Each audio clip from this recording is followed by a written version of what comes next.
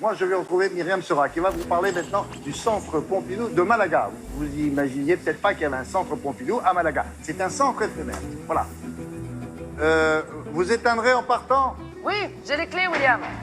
Ah oui, les clés. Vous aimez beaucoup le mot amour, Pablo Picasso. Mais oui, Ouais. vous savez pour moi, il n'y a que l'amour, n'est-ce pas? J'aime beaucoup les gens. J'aimerais même un bouton de porte, n'est-ce pas? Un pot de chambre, n'importe quoi. Myriam. Oh, hola William. Hola, ¿qué tal?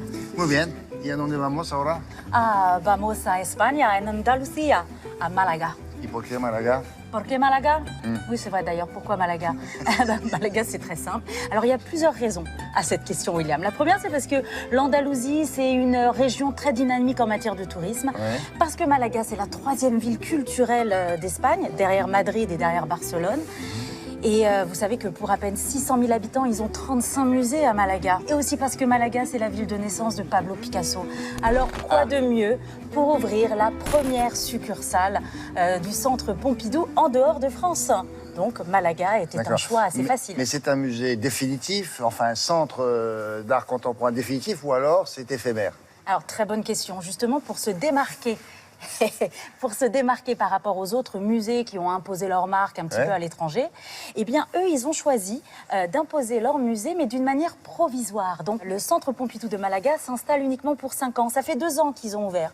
L'idée est très simple, hein, c'est déjà d'aller à la rencontre d'un nouveau public pour leur donner cette expérience du Centre Pompidou. Alors, cette expérience, c'est quoi? C'est de faire découvrir des œuvres que le public n'a pas l'habitude de voir. Vous savez qu'on voit simplement 2% des œuvres du Centre Pompidou. C'est la deuxième plus grande collection au monde, derrière le MoMA de New York. Donc c'est plutôt pas mal. Et puis c'est aussi l'occasion eh bien, de faire connaissance aussi avec les artistes d'art contemporain locaux. Voilà, tout simplement. Loco. Loco. Allez, vamos a ver.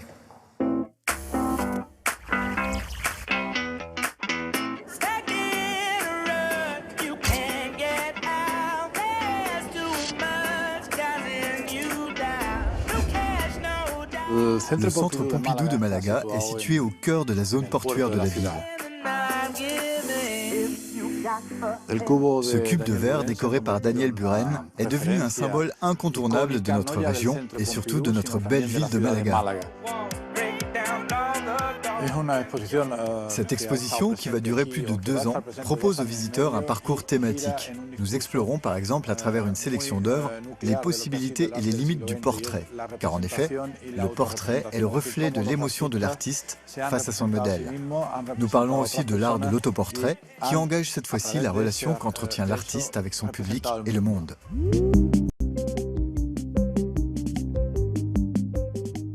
Une de nos pièces maîtresses, c'est l'installation de l'artiste franco-algérien Kader Atia.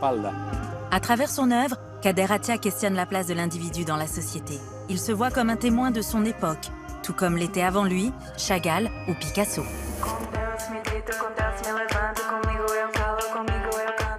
Dans ce musée, nous rendons bien sûr hommage à l'enfant du pays, Pablo Picasso. Notre exposition propose une belle traversée artistique du XXe et XXIe siècle, avec des œuvres de Giacometti ou Brancusi.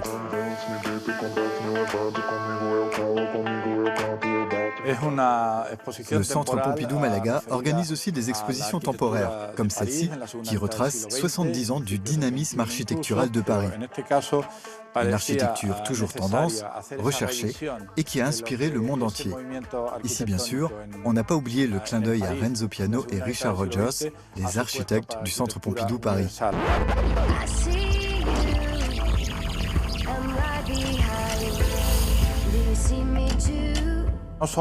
Ici, nous ne voulons pas uniquement présenter des œuvres des réserves du Centre Pompidou de Paris. Nous présentons surtout des artistes des grandes collections. Mais c'est vrai que tout notre travail à Malaga se fait conjointement avec le Centre Pompidou de Paris.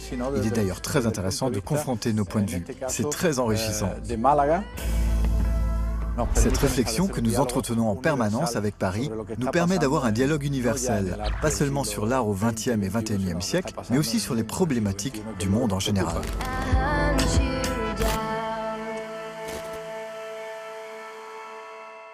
Il y a d'autres expositions qui sont prévues dans ce centre de Malaga, là? Oui, oui, tout à fait. Alors, il y a une exposition permanente qui dure 2 ans et demi.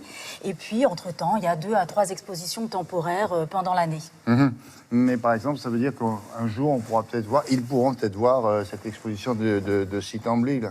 Exactement, puisque ce sont des conservateurs du musée du Centre Pompidou de Paris qui organisent les expositions de Malaga. Donc, Et il y a d'autres centres qui sont prévus à l'étranger. Ça, c'est le premier, Malaga. ouais. Il y en a d'autres, oui. J'ai un secret à vous dire. En avant-première, William, ils ont déjà signé pour Bruxelles. Ah, Bruxelles, c'est bien Avec une ouverture fin 2019. C'est bien parce que c'est à portée de train.